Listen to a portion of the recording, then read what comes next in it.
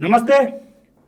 ఏపీలో స్థానిక సంస్థల ఎన్నికలకు సంబంధించి షెడ్యూల్ విడుదలైనటువంటి సమయం ఆసన్నమైంది. స్వయంగా మంత్రి లోకేష్ ఈ విషయాన్ని తన క్యాడర్కు స్పష్టం చేశారు. ఈ నేపథ్యంలో కూటమిలో ఉన్నటువంటి పార్టీల మధ్య స్థానిక సంస్థల సీట్ల సర్దుబాటుకు సంబంధించి లోకేష్ 80:15:5 ఈ ఫార్ములాను తెరపైకి తీసుకొచ్చారు. దీనికి నాదెండ్ల మనోహర్ సైతం చాలా స్ట్రాంగ్ కౌంటరే ఇచ్చారు. దీనిపై ప్రస్తుతం మనతో మాట్లాడడానికి సౌదీ అరేబియా నుంచి వైసీపీ యువ నాయకుడు శ్రీకాంత్ ప్రస్తుతం మనతో ఉన్నారు. శ్రీకాంత్ గారు నమస్తే అండి.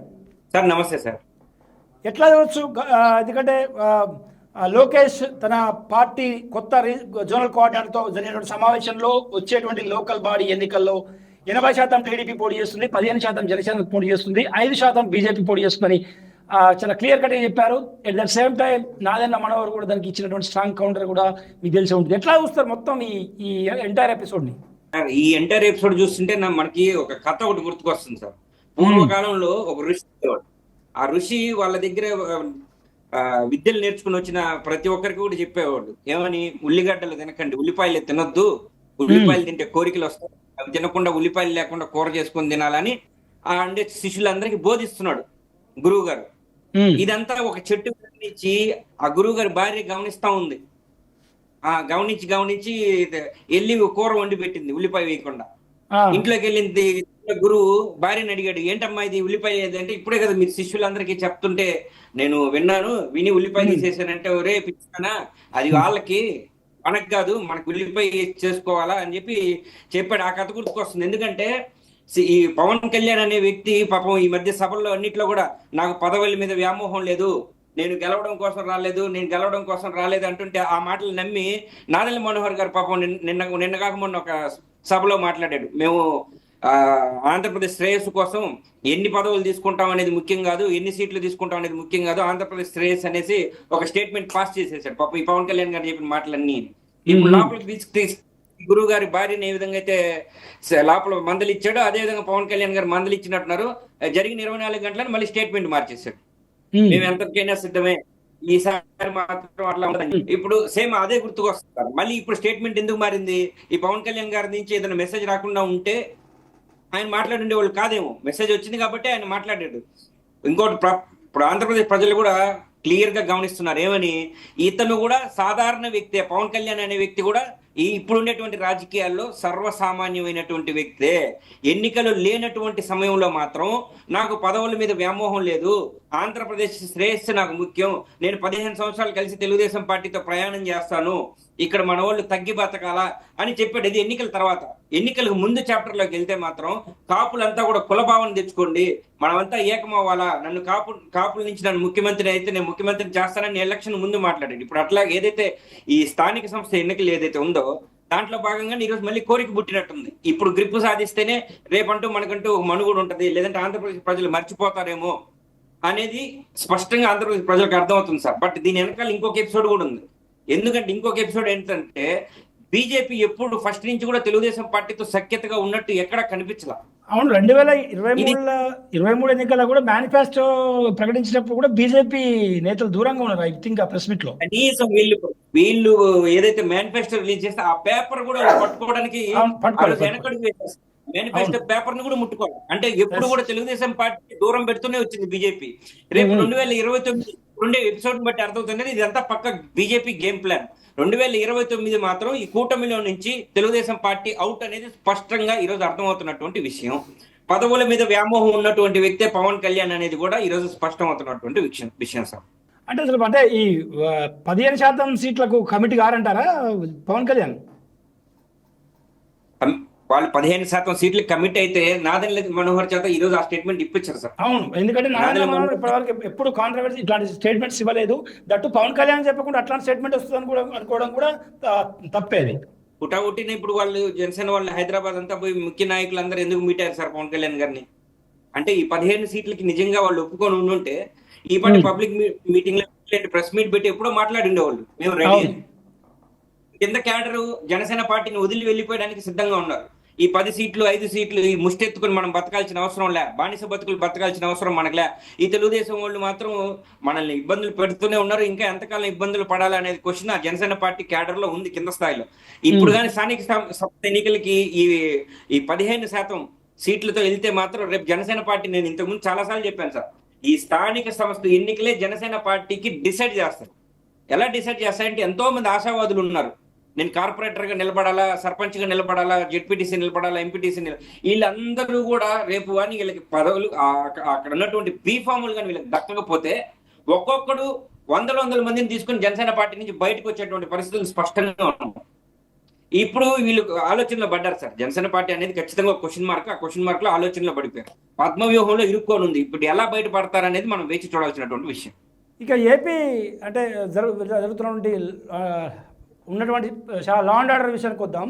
ఇటీవల మహిళలపై దాడులు కావచ్చు, లైంగిక దాడులు కావచ్చు, అటాకింగ్స్ కావచ్చు, ఇవన్నీ చాలా ఎక్కువ అవుతున్నాయి. రీసెంట్గా గుంటూరులో కూడా ఒక ఇన్సిడెంట్ జరిగింది, అందులో టీడీపీ నేతల ప్రమేయం కూడా ఎక్కువగా కనిపిస్తుంది.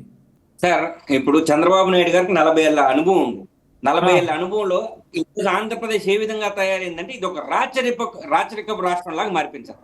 ఇక్కడ అంటే డెమోక్రసీ కంట్రీలో మనం ఉన్నామా లేవా అనే క్వశ్చన్ మార్క్ తలెత్తుతుంది.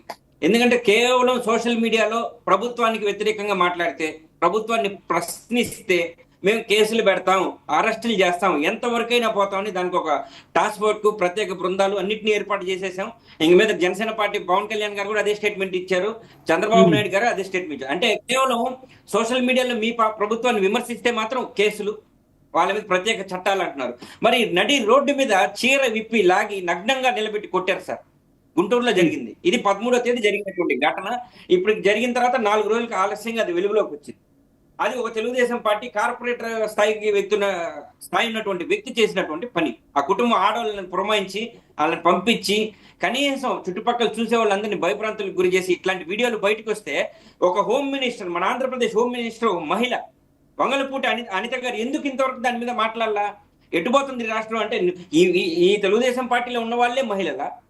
ఇంక పక్కన ఇంకే సర్వసాధారణమైన వ్యక్తులు కావచ్చు, వైఎస్ఆర్సీపీ పార్టీ కావచ్చు, ఇంకేదైనా కావచ్చు, వాళ్ళని మహిళల కింద కూడా వీళ్ళు గౌరవం ఇవ్వట్రు, వాళ్ళ గురించి పట్టించుకోవట్లా. చట్టాలు ఏవేవో చట్టాలు తీసుకొస్తాం, మహిళల్ని వేధింపులకు గురి చేస్తే మాత్రం తాట తీసే చట్టాలు అన్నాడు ఆయన పవన్ కళ్యాణ్. తోల్ బెల్ట్ తీసుకుని కొట్టాలా, కర్రలు తీసుకుని కొట్టాలా, ఫేమ్ బెత్త ఏదేదో స్టేట్మెంట్లు ఇచ్చారు. మరి ఈ రోజు వీడియోలతో పాటు ఆధారాలతో బయటపడితే ఎందుకు దాని మీద ఈ రోజు ఒక్కరు కూడా స్పందించట్లేదు? అంటే ఇట్లాంటివన్నీ కూడా మనం ఆలోచించాలి. ఇట్లాంటివన్నీ ఎప్పుడు జరుగుతున్నాయి? రాజుల కాలంలో, బ్రిటిష్ కాలంలో జరిగేటి. పన్నులు కట్టకపోతే వాళ్ళని తీసుకొచ్చి బట్టలు ఇప్పదీసి నిలబడటం, ఇట్లాంటివన్నీ ఆ కాలంలో బ్రిటిష్ వాళ్ళ కాలంలో, రాజుల కాలంలో జరిగింది. ఈరోజు క్లారిటీగా వీళ్ళు చెప్పాలా, ఇదేమైనా రాచరికపు దేశమా, లేదంటే మన ఇండియన్ రాజ్యాంగంలో నుంచి, మన ఇండియన్ కాన్స్టిట్యూషన్ నుంచి ఆంధ్రప్రదేశ్ మాత్రం సపరేట్ గా తీసిపెట్టి ఇది ఒక రాచరికపు రాష్ట్రంగా ఏమైనా ప్రకటించారా? అటువంటి బిల్ ఏమన్నా వీళ్ళు పార్లమెంట్ లో కానీ రాజ్యసభలో కానీ పెట్టుకొని పాస్ చేయించుకున్నారా? అంటే ఈ రాజ్యాంగం ఆంధ్రప్రదేశ్కి వర్తించదు, మేము ఒక రాజుల్లాగే పరిపాలన చేస్తాం, మేము చెప్పిందే మాట, మేము చెప్పిందే శాసనం, మాదే వేదాలు అన్నట్టుగా ఈ చంద్రబాబు నాయుడు గారు వీళ్ళు పరిపాలిస్తున్నారా అనేటువంటి విషయాల మీద తెలుగుదేశం పార్టీ స్పందించాలి సార్. ఇది ప్రజల్లో అయితే తీవ్రమైనటువంటి వ్యతిరేకత వస్తుంది. 2029 రాసి పెట్టుకోవాలి, ప్రతి ఒక్కరు డైరీలో రాసి పెట్టుకోవాలా. అదే నారా లోకేష్ గారి రెడ్ బుక్, దాంట్లో కూడా ఆయన నోట్ చేసుకోవాలి. 2029 ఘోరంగా ఓడిపోతారు సార్. జగన్మోహన్ రెడ్డి గారు రెండోసారి ఖచ్చితంగా ముఖ్యమంత్రి అవుతారని మాత్రం నేను పదే చెప్తున్నాను సార్. ఇదైతే షూర్. సార్ ఫైనల్గా కూడా చెప్పండి, సాయికృష్ణ కస్టోడియల్ డెత్ కావచ్చు, క్రాంతి కుమార్ సూసైడ్ కావచ్చు, నెల్లూరులో జరిగిన ఒక దళిత మహిళను వివస్త్రం చేసిన ఇన్సిడెంట్ కావచ్చు, కాకినాడ ప్రాంతంలో జ్ఞానేశ్వర్ అని 2 ఏళ్ళు చిన్నారి మిస్సింగ్ అయ్యి కూడా 50 రోజులు అవుతుంది.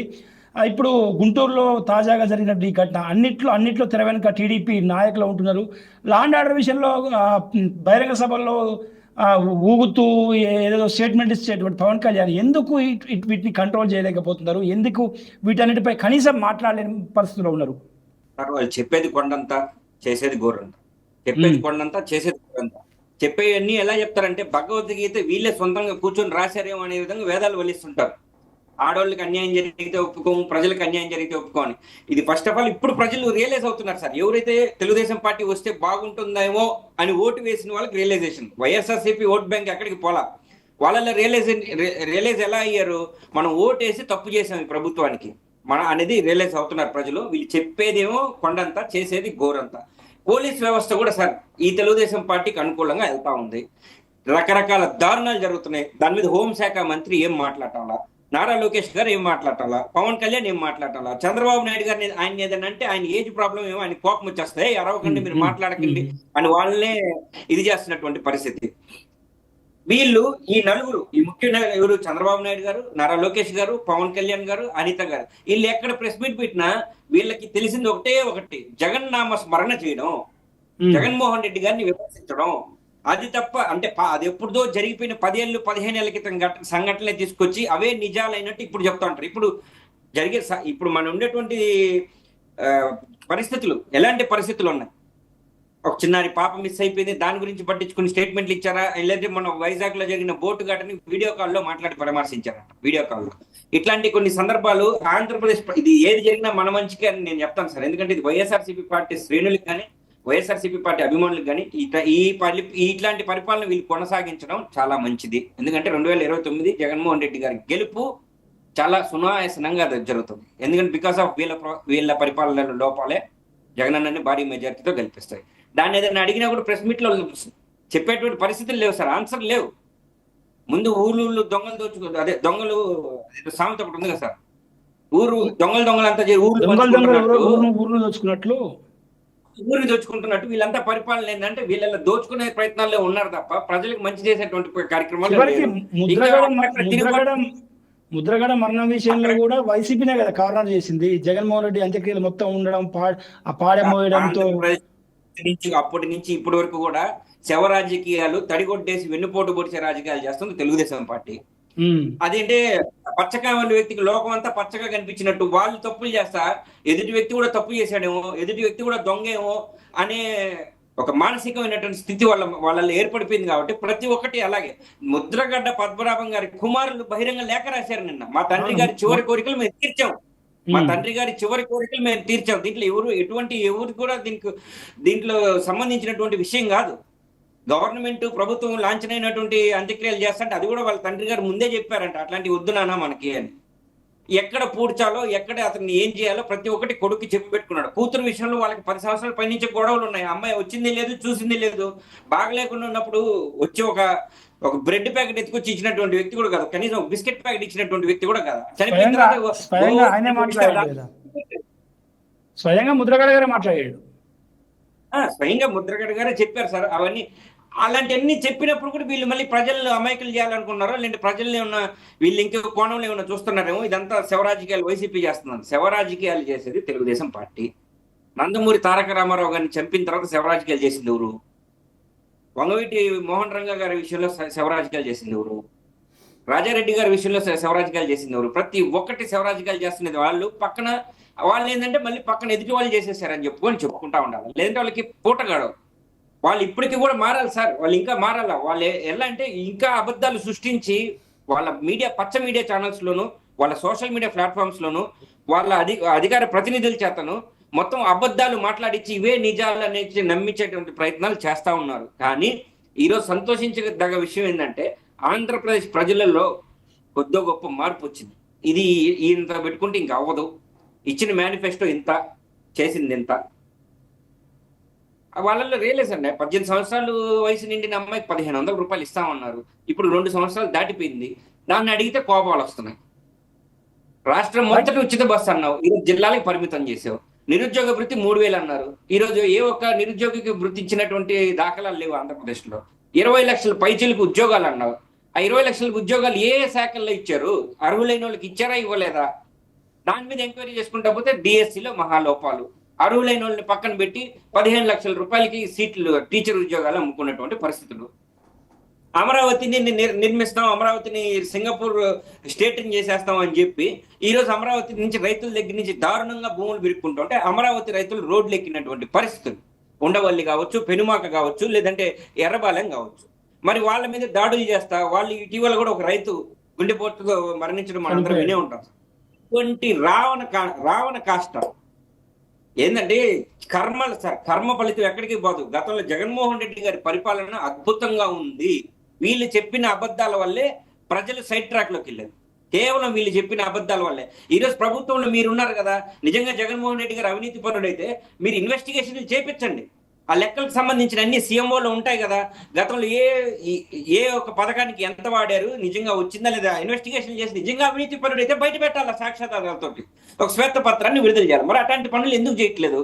ఎంతసేపటికి పాడిందే పాడరా పాచిపల్ల దాచిరా అని చెప్పి బాబాయ్ హత్య అంటారు, చెల్లిని తల్లిని దరివేశారంటారు. మరి చంద్రబాబు నాయుడు గారు ఏమైనా చెల్లికి తల్లికి ఏమైనా గురి కట్టాడా? వాళ్ళ తండ్రి పేరు చెప్పుకొని బతుకుతున్నాడా? అంటే ఎవరికైనా సార్ గురువింద గింజ నలుపు దాన్ని తెలియదండి. అదే సామెత సెట్ అవుతుంది. వీళ్ళు చేసే అన్ని అయ్యి ఇంకా అబద్ధాలన్నీ జగన్మోహన్ రెడ్డి గారి మీద నెట్టే ప్రయత్నాలు చేస్తా ఉన్నారు. పరిపాలనలో చాలా లోపాలు ఉన్నాయి. ప్రజలు డబ్బులు లేక అల్లాడిపోతున్నారు. పథకాలు, ఉచిత పథకాలు వల్ల ఏంటి ఉపయోగం, ఏంటి ఉచిత పథకాలు అంటే సార్ ఒక్క పూట తిండి దొరికితే చాలు అనుకునేటువంటి కుటుంబాలు కూడా ఉన్నాయి ఆంధ్రప్రదేశ్లో. అటువంటి కుటుంబాలకి జగనన్న వచ్చిన తర్వాత పథకాల రూపంలో నలుగురికి అన్నం పెట్టినటువంటి వ్యక్తి. అట్లాగే చిన్నపిల్లలు బడులు పాలైనటువంటి పరిస్థితులు పనులకు పంపిస్తున్నారు. మోటార్ మెకానిక్లకో లేదంటే ఇంకెక్కడికో 20 రూపాయలు 30 రూపాయలు కూలి పనులకు పంపిస్తున్నారు. గవర్నమెంట్ స్కూల్స్ ఉన్నాయి, బట్ ఎందుకు పంపిస్తున్నారు? 20-30 రూపాయలకి వాళ్ళ ఇంట్లో ఒక పూట భోజనం వస్తుంది అనే ఉద్దేశం. జగన్మోహన్ రెడ్డి గారు అది ఆలోచించే కదా అమ్మఒడి పథకాన్ని తీసుకొచ్చింది. మేము ఇస్తాం. Okay sir, thank you.